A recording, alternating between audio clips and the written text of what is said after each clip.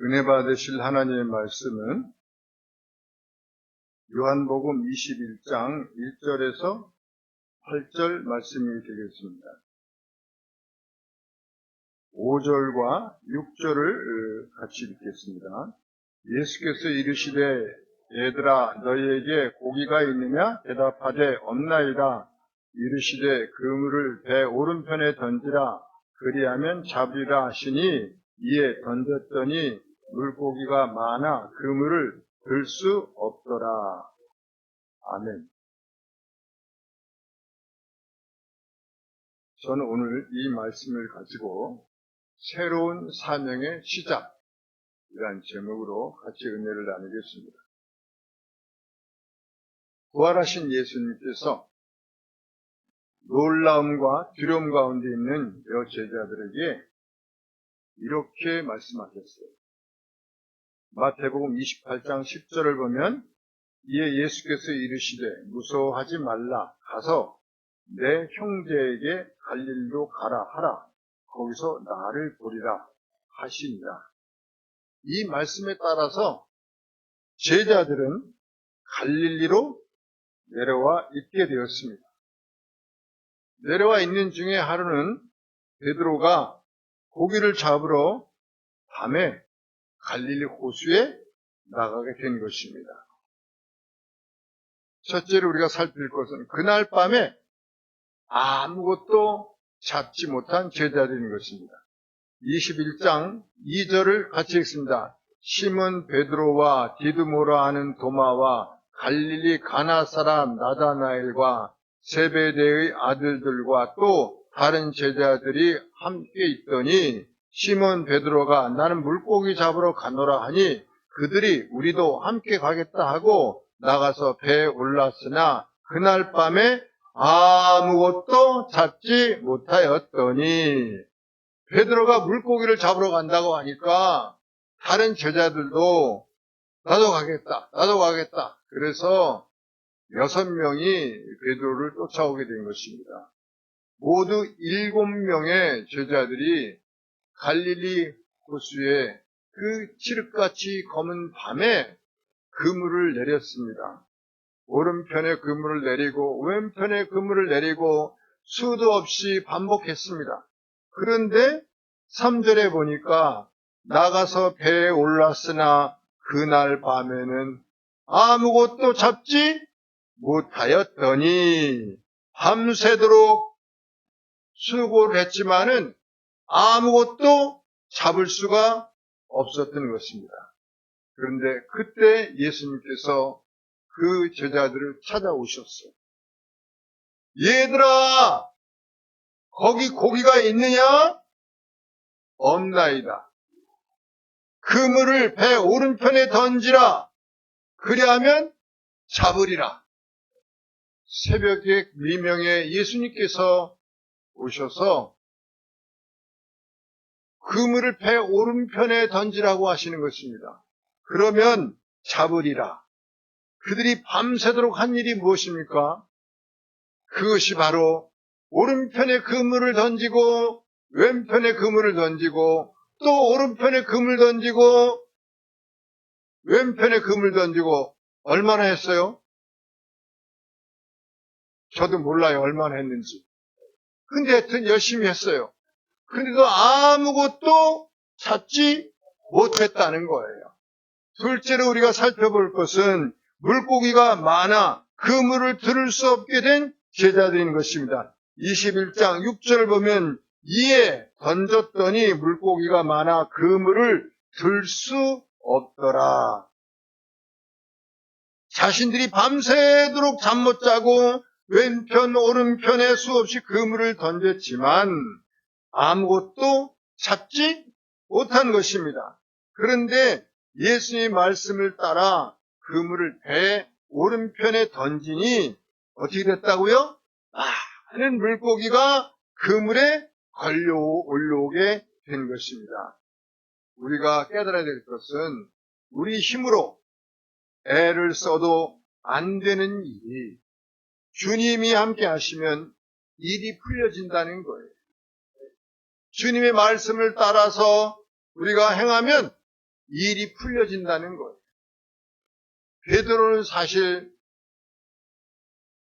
가난한 집의 어부였어요. 누가복음 5장 4절을 보면 이런 말씀이 나옵니다. 같이 읽습니다. 말씀을 마치시고 시몬에게 이르시되 깊은 데로 가서 그물을 내려 고기를 잡으라. 시몬이 대답하여 이르되 선생님, 우리들이 밤이 새도록 수고하였으되 잡은 것이 없지만은 말씀에 의지하여 내가 그물을 내리리다 하고 그렇게 하니 고기를 잡은 것이 심히 많아 그물이 찢어지는지라. 6절에 보니까 그렇게 하니가 뭐예요? 그렇습니다. 그렇게 하니는 말씀에 따라서 행하니 그런 뜻입니다. 말씀에 따라서 행하니 그렇게 하니 그물이 찢어지게 많은 고기를 잡게 된 것을 말씀하는 것입니다. 밤새도록 갈릴리 호수에서 호숫가에서 그물을 던졌지만 아무것도 잡지 못했어요. 근데 베드로에게는요, 병든 장모님이 있었습니다. 그 장모님이 약값을 해야 되는데 약값을 벌지를 못한 거예요. 거기다가 집에 부인도 있고 자식들도 있는데 먹을 떼거리가 떨어진 것입니다. 그런데 그 밤에 아무것도 잡지 못했어요. 너무 허탈했어요. 그렇지만 다음을 위해서 또 그물을 깁는 것입니다. 그물을 한참 열심히 깁고 있는데 예수님이 오셔서 내 배를 저기다 좀 대라.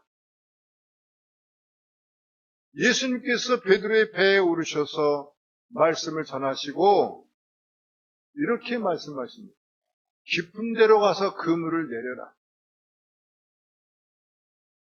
베드로가 갈릴리 바다에서 잔뼈가 굵은 사람입니다. 햇빛이 쨍쨍 쬐는 대낮에는요, 깊은 곳에 바다 가운데에 들어가서 그물을 내리면 물고기가 그물을 쳐다보고 있다가 도망갑니다. 그래서 대낮에는 아무것도 안 잡히는 거예요.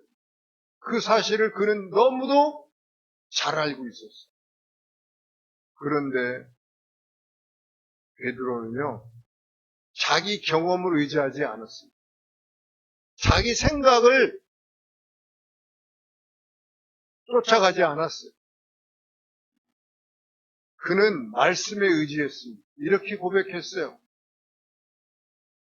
제가 말씀에 의지해서 그물을 내리리이다. 말씀에 의지해서 그물을 내리니까 고기가 많이 잡혀서 그물이 찢어지게 되었다는 것입니다. 6절에 그렇게 하니는 바로 말씀에 의지해서 말씀을 따라서 순종해서 행하니 고기를 잡은 것이 심히 많아 그물이 찢어지게 되었다는 것입니다. 우리 힘으로 애를 써도 노력을 해도 안 되는 일이 주님의 말씀에 의지하여 그물을 내리자 문제가 해결된 것입니다. 말씀대로 그렇게 행하면 풀리지 않던 문제가 풀려지기 시작합니다. 인생의 쓴물이 단물이 되는 것을 믿으시기를 축원합니다. 출애굽기 15장 25절을 보면 모세가 야훼께 부르짖었더니 야훼께서 그에게 한 나무를 가리키시니 그가 물에 던지니 물이 달게 되었더라. 이스라엘 백성들이 홍해를 건넌 지 3일이 됐어요. 광야에서 3일을 지나가는데 먹을 물이 없는 거예요. 그런데 갑자기 물이다! 그러는 거였어요. 얼마나 신이 나겠습니까? 물을 발견했는데 사막에서 물을 발견하면 얼마나 신이 나겠습니까? 그래서 모두가 다 뛰어가서 그 물을 먹으려고 하는데 물이 써서 먹을 수가 없는, 물은 있는데 물이 써서 먹을 수가 없어. 그러니 얼마나 분노가 폭발하겠습니까? 그러니 모세에게 원망하고 불평하는 것이, 그때 모세가 기도했어요. 하나님, 물이 있는데 물이 써서 못 먹습니다, 지금. 3일 길을 걸어서 지금 목이 마릅니다. 물을 좀 주십시오. 그러니까 물을 주시는 게 아니라 해결책을 주시는 거였어요. 나뭇가지를 가리키시면서 그 나뭇가지를 쓴 물에다가 집어넣어라. 여러분, 그 우물이 얼마나 크겠습니까? 그런데 거기다가 나뭇가지 하나 조그만 것을 탁 집어넣으니까 그 쓴 물이 단물이 되었다는 것입니다. 이 나뭇가지는 바로 예수 그리스도를 상징하는 것입니다. 쓰디 쓴 우리 인생이라는 물이 그리스도의 십자가를 만나면 단물이 되는 것을 믿으시기를 축원합니다. 갈라디아서 3장 13절을 같이 읽습니다. 그리스도께서 우리를 위하여 저주를 받은 바 되사 율법의 저주에서 우리를 속량하셨으니 기록된 바 나무에 달린 자마다 저주 아래에 있는 자라 하였습니다. 예수님께서 우리 인생이 짊어져야 하는 가난과 질병과 문제투성이 저주를 대신 지시고 십자가에서 해결해 주셨어요. 예수 그리스도의 보배로운 피로 그 모든 문제를 다 해결해 주셨어요. 우리의 모든 죄를 깨끗이 씻어주셨어요. 그러시면서 요한복음 20장 19절에 보면 이렇게 말씀하십니다. 내가 다 이루었다. 너희 죄로 인한 가난과 질병과 저주의 대가를 내가 다 지불했다. 그렇게 말씀하는 것입니다. 우주 만물의 주인이신 하나님의 아들이 내가 다 지불했다. 그렇게 선언을 하셨어요. 그러면 그 죄값이 다 지불된 거예요? 안 된 거예요?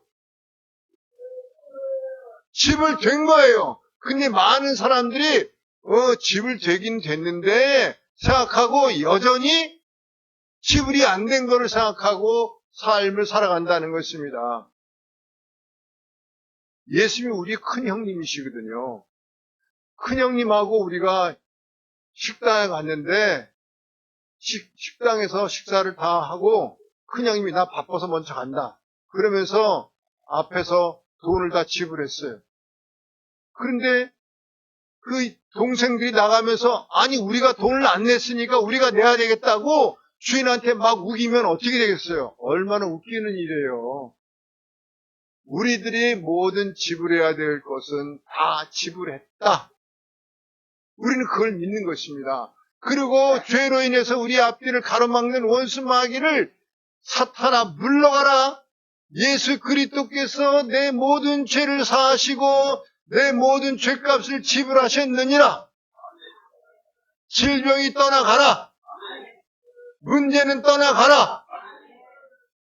그렇게 우리가 외치는 것입니다. 주장하는 것입니다. 왜냐하면 예수님이 이미 다 지불하셨거든요. 근데 우리가 그걸 주장하지 않고 그렇지 내가 돈 안 냈으니까 내가 또 내야지. 그러고서 마귀한테 절절절 매고 살아가고 있는 거예요. 근데 우리는 담대히 외쳐야 합니다. 사탄아 물러가라. 할렐루야. 가난과 저주 질병은 물러가라. 이렇게 우리가 외치는 것입니다. 그러면 여러분 그 선포대로 이루어지게 되는 것을 믿습니다. 이 십자가를 쓰디쓴 우리 인생의 물에 던지는 것입니다. 이 진리의 말씀 우리 마음에 받아들이는 거예요. 그러면 단물이 됩니다. 믿음이라는 것은 뭐냐? 따라서 하시기 바랍니다. 믿음은 안 보이는 것을 보는 것이다. 아멘. 보이는 것을 소망하는 것을 믿음이라고 그러지 않아요. 눈에 안 보이는 것을 소망하는 것을 믿음이라고 그럽니다. 지금은 내가 바라는 것이 눈에 안 보여요. 그렇지만 그것을 내가 믿음으로 바라보면 주님께서 그 믿음대로 해주신다는 것입니다. 이게 믿음이에요. 로마서 4장 17절을 같이 읽습니다. 기록된 바 내가 너를 많은 민족의 조상으로 세웠다 하심과 같으니 그가 믿은 바 하나님은 죽은 자를 살리시며 없는 것을 있는 것으로 부르시는 이시니라. 아브라함이 믿은 하나님은 어떤 분이냐 하면 없는 것을 있는 것으로 부르시는 분이라는 것. 없는 것을 있는 것으로 부른다. 그 말씀은 뭐냐 하면 눈에 안 보이는데 보인다고 하신다는 것. 아브라함이 지금 99세가 되고 사라가 89세가 되어서 생리학적으로는 완전히 죽은 거나 다름없는 그런 신체적인 조건입니다. 그런데 하나님께서 아브라함에게 말씀하시기를 그렇지 않다는 거예요.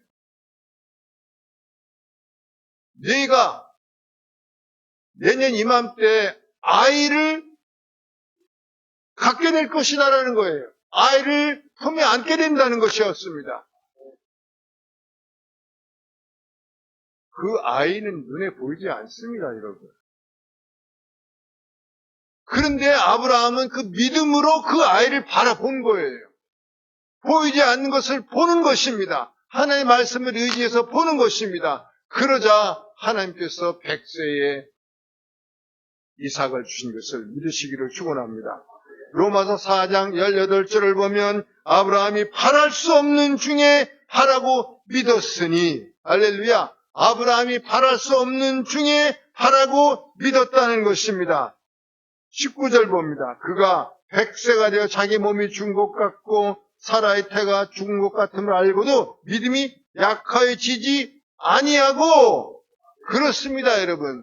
불가능한 상황이었어요. 눈에 보이지 않아요. 그렇지만 그것을 하나님의 말씀을 붙들고 이것이 이루어질 것을 믿고 소망하는 것입니다. 그러자 하나님께서 그 소망대로 이루어지게 되는 것을 말씀하는 것입니다. 로마서 8장 24절 보면 보는 것을 누가 바라리요? 만일 우리가 보지 못하는 것을 바라면 어떻게 한다고요? 참음으로 기다릴지입니다.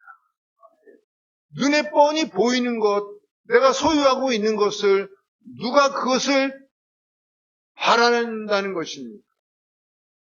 손에 쥐고 있는데 못하러 그것을 소망하겠어요. 그러나 손에 쥐지 않고 눈에 잡히지 않지만은 우리가 그것을 하나님의 말씀에 의지해서 믿음으로 받아들이는 것입니다. 그게 바로 믿음이에요. 그 믿음을 하나님이 기뻐하시고 그 믿음대로 이루어지게 하시는 것을 믿습니다.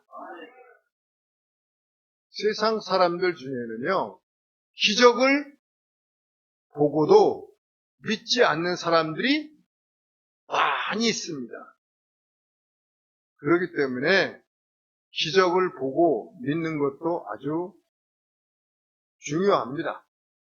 예수를 처음 믿으면 하나님께서 기적을 보여주셔서 하나님이 살아계신 것을 보여주십니다. 그래서 믿게 해요. 그런데 신앙생활을 하다 보면 보이지 않는데도 하나님이 보인다고 말씀하십니다. 전혀 불가능한 상황에 환경적으로는 아무런 변화가 없는데도 하나님이 해 주시겠다고 하는 거예요. 그것을 우리가 믿음으로 받아들이는 겁니다. 그러면 그것이 참 믿음이요, 성숙한 믿음이 되는 것입니다. 눈에 보이지 않지만 그것을 믿음으로 받아들이는 거예요. 그러면 그대로 이루어지는 것을 믿습니다. 히브리서 11장 6절을 보면 같이 읽습니다. 믿음이 없이는 하나님을 기쁘시게 하지 못하나니 하나님께 나아가는 자는 반드시 그가 계신 것과 또한 그가 자기를 찾는 자들에게 상 주신 이심을 믿어야 할지니라. 믿음이 없이는 하나님을 기쁘시게 하지 못한다는 거예요. 하나님께서는 믿음이 없는 사람을 기뻐하지 않으신다는 뜻입니다. 하나님은 눈에 보이지 않는 것을 믿지 못하는, 받아들이지 못하는, 하나님의 말씀을 받아들이지 못하는 그런 사람을 기뻐하지 않으신다는 뜻입니다. 믿음이 없이는 하나님을 기쁘시게 하지 못하는, 하나님께 나가는 자는 반드시 그가 계신 것과 하나님 보입니까? 안 보입니다. 그렇지만 그분은 살아계시고 우리의 삶을 이끌어 가시는 그런 놀라운 분이신 것입니다. 보이지 않지만 그분을 우리가 믿고 나가는 것입니다. 우리가 어려움이 있으면 믿음으로 그분을 바라보면서 그분한테 구하는 것입니다. 그가 자기를 찾는 자에게 상 주신 이심을 믿어야 할지입니다. 그를 찾는 것입니다. 그러면 그분이 상을 주세요. 마침내 주시는 그 상을 우리가 받게 되는 것입니다. 보이지 않던 것이 이제 우리 눈앞에 보여지게 되는 것. 이게 바로 믿음의 역사입니다. 보이지 않으면 없다고 생각하는 것이 아니라 보이지 않아도 주님께서 나를 위해서 주셨다라고 믿음으로 받아들이고 나가는 것입니다. 그러면 하나님께서 그 믿음대로 상을 내려주시는 것을 믿습니다. 히브리서 7장을 보면 같이 읽습니다. 믿음으로 노아는 아직 보이지 않는 일에 경고하심을 받아 경외함으로 방주를 준비하여 그 집을 구원하였으니 이로 말미암아 세상을 정죄하고 믿음을 따르는 의의 상속자가 되었느니라. 무엇을 말씀하고 있냐면 노아가 보이지 않았는데 순종했다는 것입니다. 보이지 않았지만 하나님 말씀대로 이루어질 것을 믿었다는 거예요. 받아들였다는 것입니다. 120년간을 노아는 방주를 지었습니다. 왜냐하면 하나님께서 홍수로 심판하시겠다고 하셨기 때문에 그것을 믿고 그는 하나님이 지시한 그 설계도에 따라서 아라랏산 그 중턱에다가 방주를 짓기 시작했어요. 주위에 있는 사람들이 다 비웃었습니다. 아니 날씨가 이렇게 멀쩡한데 무슨 홍수가 온다고 방주를 지어야? 저 사람 여기 머리가 좀 이렇게 돌아간 거 아니야? 그렇게 볼 때마다 비웃었습니다. 그런데 노아는 보이지 않았지만 하나님 말씀을 신뢰한 것입니다. 그래서 홍수가 오는 것을 그는 본 것입니다. 정말 어느 날 하늘에서 구멍이 뚫린 것처럼 비가 내리기 시작해서 온 육지가, 온 산이 다 물에 잠기게 됐어요. 코로 숨을 쉬는 모든 동물들은 다 죽임을 당했습니다. 노아의 방주에 들어온 그 동물들만 살아있는 것이었어요. 동물들뿐만이 아니에요. 그렇게 노아를 비웃던 모든 사람들이 다 죽었어요. 노아의 방주에 탄 8명의 노아의 식구들만 살았던 것입니다. 무엇을 우리에게 말씀하고 있냐 하면 아직 보이지 않는 그것을 노아는 보았다.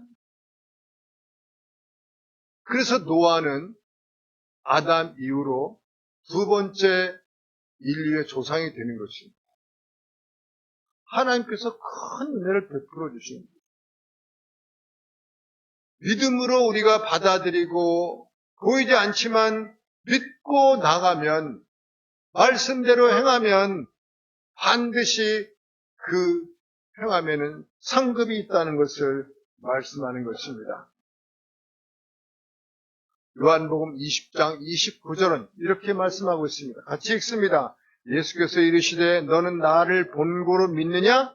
보지 못하고 믿는 자들은 복되도다 하시니라.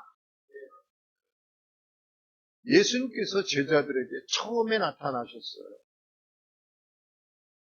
제자들이 마가다락방에서 벌벌 떨고 있는데 그때 예수님께서 제자들에게 나타나셨어요. 성령의 충만함을 받으라. 너희에게 평안이 있을지어다. 하나님께서 나를 보내신 것 같이 이제 내가 너희를 보내노라. 그렇게 말씀하셨어요.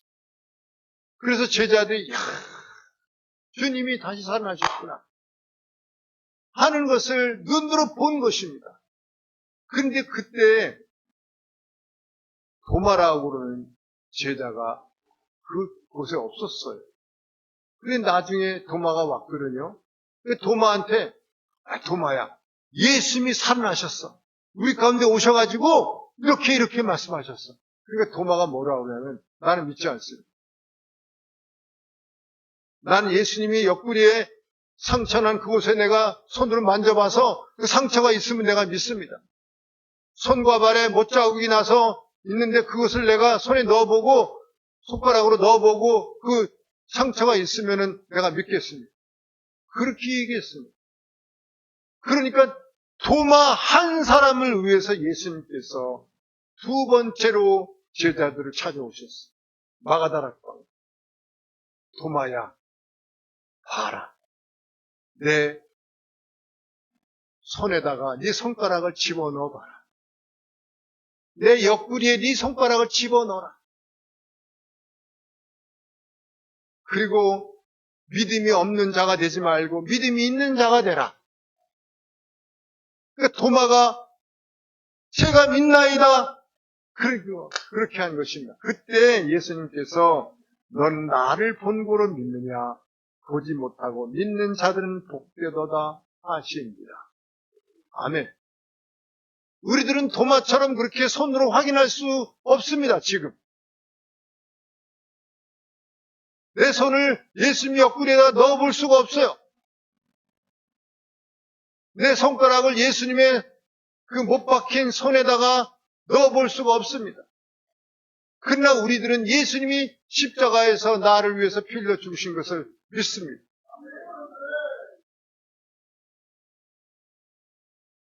이게 믿음입니다. 보이지 않아도 우리는 믿습니다. 보이지 않아도 하나님께서 나를 위해서 놀라운 일들을 예비하신 것을 믿는 것입니다. 하나님 말씀대로 이루어질 것을 믿는 것입니다. 말씀대로 이루어집니다. 말씀을 믿고 행하면 거기에 따른 상급이 그에게 주어지는 것을 믿습니다. 그래서 우리들은 눈에 보이지 않아도 믿을 수 있는 이 복된 은혜를 받은 사람들인 것입니다. 세상 사람들이 여러분 보이지 않으면 보여도 믿지 않습니다. 그런데 우리들은 보이지 않아도 예수를 믿습니다. 이게 얼마나 큰 은혜인지 몰라요. 그분이 말씀대로 이루어질 것을 우리들은 믿게 된 것입니다. 보이지 않아도 우리는 그분이 우리 삶에서 쓴물을 단물로 만들어 주시는 것을 믿습니다. 예수 그리스도의 십자가를 우리 마음에 모셔드리기만 하면 가난과 저주와 질병이 사라지고 우리 마음에 평안과 기쁨과 감사가 들어오게 되고 영원한 하나님의 나라 영생이 우리 가운데 들어오게 되는 것을 믿습니다. 이 놀라운 일들이 우리가 믿음으로 바로 나갈 때 이루어지는 것입니다. 셋째로 우리가 살펴볼 것은 새로운 사명의 시작입니다. 요한복음 21장 17절 같이 읽습니다. 예수께서 이르시되 내 양을 먹이라. 18절 내가 진실로 내게 이르노니 내가 젊어서는 스스로 띠뛰고 원하는 곳으로 다녔거니와 늙어서는 네 팔을 벌리리니 남이 내게 띠띠우고 원하지 않는 곳으로 데려가리라. 예수님께서 베드로에게 3번이나 말씀하셨어요. 내 양을 먹여라. 내 양을 치라. 그렇게 말씀하셨습니다. 이것은 수제자인 베드로에게 하신 말씀이며 이것은 또한 12제자들에게 하시는 말씀인 것입니다. 이것은 또한 제자된 오늘 그리스도인들에게 하시는 말씀인 것입니다. 내 양을 먹여라. 내 양을 치라.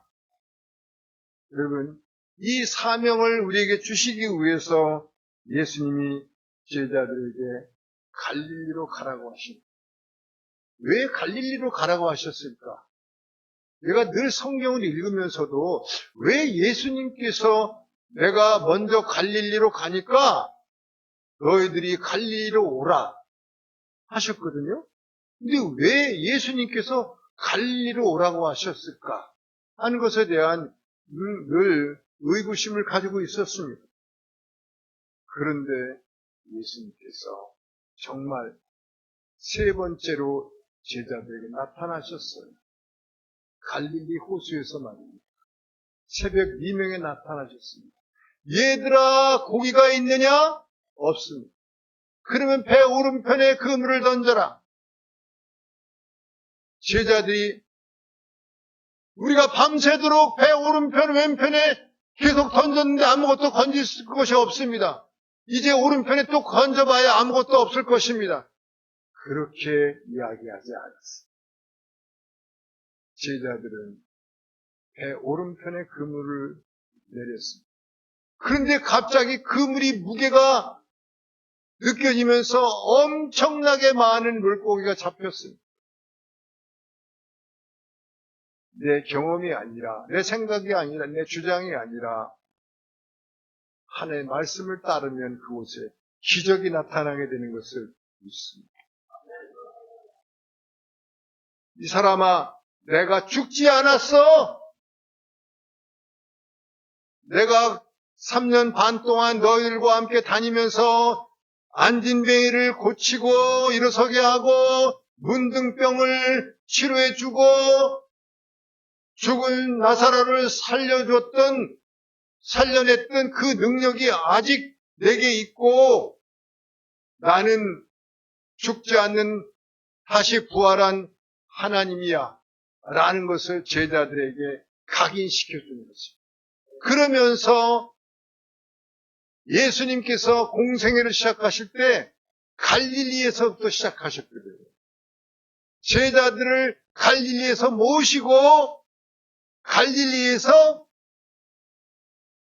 복음을 전파하시기 시작하시면서 두루 다니시면서 병자들을 치료하시고 놀라운 기적을 행하셨던 것입니다. 이제 제자들에게 이제는 나는 하늘로 올라가니 너희가 시작할 차례야. 내가 갈릴리에서 시작한 것처럼 이제는 너희가 나를 믿고 내 말을 의지하고 이 갈릴리에서 시작을 해라. 그러면서 예수님께서 그 발걸음을 함께 옮겨주셨어요. 그래서 제자들과 함께 하나님 나라의 복음을 전하기 시작하시면서 40여일 동안을 제자들과 함께 복음을 전하십니다. 사도행전 1장 3절 같이 읽습니다. 그가 고난받으신 후에 또한 그들에게 확실한 많은 증거로 친히 살아계심을 나타내사 40일 동안 그들에게 보이시며 하나님 나라의 일을 말씀하시니라. 40여일 동안을 예수님께서 제자들과 함께 복음을 시작하신 것입니다. 새롭게 시작하신 거예요. 그러시고 9절에 보면 이 말씀을 마치시고 그들이 보는 데서 올려져 가시니 구름이 그를 가려 보이지 않게 하더라. 예수님께서 이제 승천하십니다. 그리고 이제는 모든 복음 전하는 일을 누구에게 맡겼어요? 제자들에게 맡겼어요. 그래서 사도행전 1장 8절을 보면 권능이 너에게 임하면 온 유대와 사마리아와 땅까지로 내 증인이 되리라. 이렇게 말씀하시는 것입니다. 오늘날 그 제자들이 바로 우리들인 것입니다.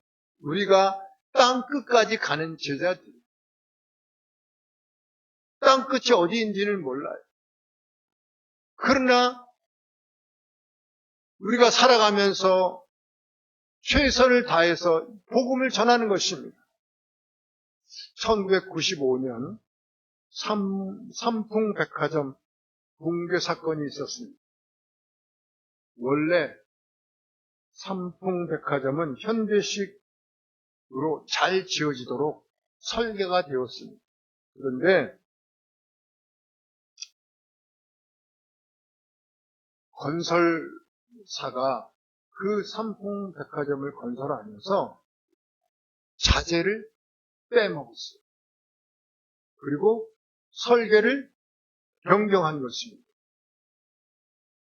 거기에다가 옥상에다가 냉각수를, 엄청난 무게의 냉각수를 올려놓은 것입니다. 그래서 설계를 본래대로 했으면 그 삼풍백화점이 무너지지 않는 것인데, 그것을 설계 변경을 하고 자재를 빼먹음으로 인해서, 그리고 옥상에다가 엄청난 무게의 냉각수를 올려놓음으로 인해서 그 백화점이 무너지게 된 거죠. 그렇지만 결과는 비참했어요. 501명이 사망하고 937명이 다치고 6명이 실종되었습니다. 재산 피해액이 2억 2,700억입니다. 그 당시의 돈으로 2,700억이면은 오늘날은 말할 수 없이 큰 돈이죠. 그 당시에 사장이었던 이한상 씨가 업무상 과실치사 혐의로 7년 동안 감옥에 들어가게 됩니다. 이 사람은 이미 백화점이 지어진 다음에 들어간 거죠. 그러니까 업무상 과실치사만 된 거예요. 젊은 나이에 그는 부와 명예를, 모든 것을 가진 것처럼 느껴졌었습니다. 그런데 하루아침에 몰락을 해가지고 교도소에서 세월을 지내야 되는 것이었어요. 그런데 어느 날 방구석에 보니까, 아주 조그만 방이었는데 방구석 침침한 곳에 뭐가 있는 것이 보였어요. 그래서 가서 만져보니까 성경책이었어요. 그래서 그는 성경책을 손에 들고 그 침침한 빛을 향해서 가까이 해서 그 성경책을 읽어내려가기 시작했습니다.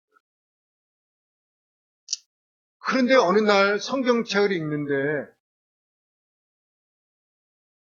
이 말씀에 심장이 멈추는 것이었어요.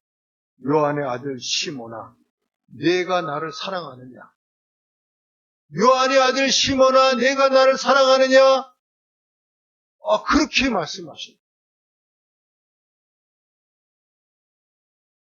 네가 나를 사랑하느냐? 네가 나를 사랑하느냐? 계속해서 그 마음에 그 말씀이 막 울리는 거예요. 그때 그가 이렇게 고백했습니다. 모든 것을 다 잃어버린 저에게 네가 나를 사랑하느냐고 물으십니까? 왜 그때 나를 죽이지 않으셨습니까? 500명도 넘는 사람이 죽었는데 나도 그때 그냥 죽여주셨으면 얼마나 편할 텐데, 수많은 사람들이 나를 손가락질하고 저 나쁜 놈이라고 그러고 얼마나 나를 향해서 욕을 하는데 그 욕을 내가 다 듣고 지금 있습니다. 그때 죽여주셨으면 얼마나 내가 편할 텐데 왜 죽여주지 않으셨습니까? 그런데 거기에 대한 대답을 하지 않으시고 네가 나를 사랑하느냐? 네가 나를 사랑하느냐? 그렇게만 말씀하시네요. 여러분, 주님께서 말씀하십니다. 네가 나를 사랑하느냐? 네가 나를 사랑하느냐? 우리들은 삶이 어렵고 힘들고 지쳐있다고 원망하고 불평합니다. 그런데 여러분, 주님이 우리에게 물어보십니다. 네가 나를 사랑하느냐?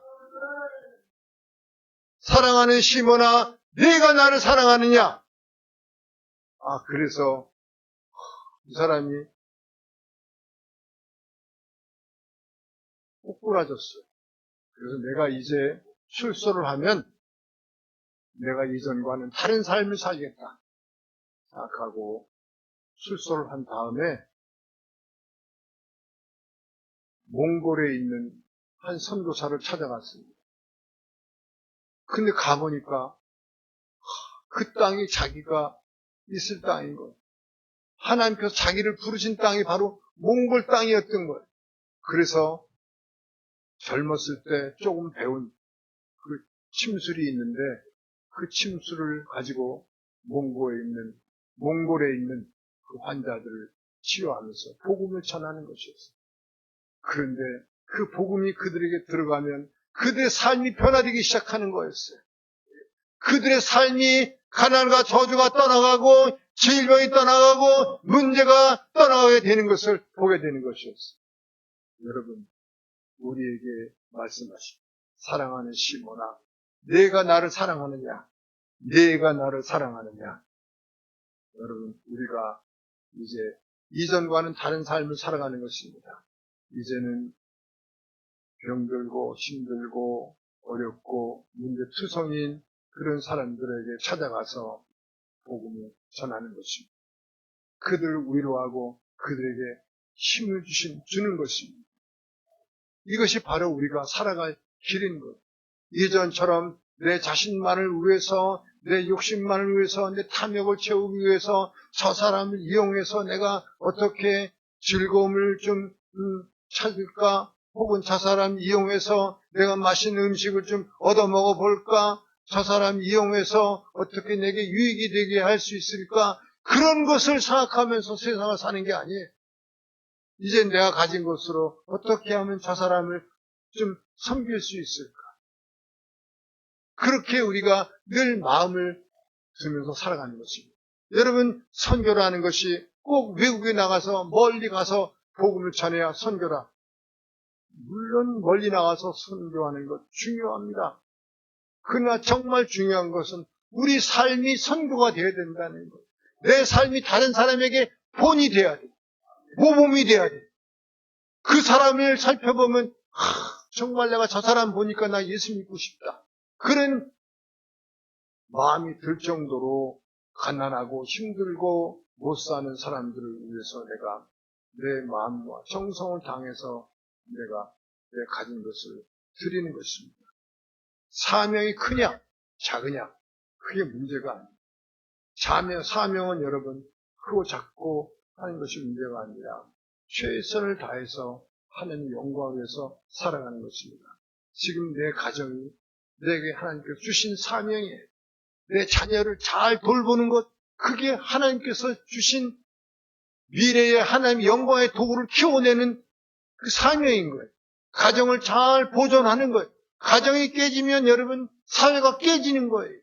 가정이 튼튼해지도록 내가 가정을 위해서 애를 쓰는 거예요. 그게 바로 사명이에요. 직장에서 혹은 기업에서 내가 하는 사업 중에 내가 만난 사람들 중에 내가 사명을 가지고 하는 것입니다. 그러면 놀라운 일들이 우리 삶을 통해서 나타나게 되는 것입니다. 우리에게 주님께서 새로운 사명을 시작하게 하시는 것입니다. 아무것도 잡지 못한 제자들이었으나 말씀에 의지해서 그물을 내리니 큰 물고기들이 수없이 그물에 잡혀서 배가 찢어지게 되는 그런 것입니다. 우리의 경험과 우리의 생각을 우리의 그 짧은 지식을 의지하는 게 아니라 주님의 말씀을 의지하고 살아가는 것입니다.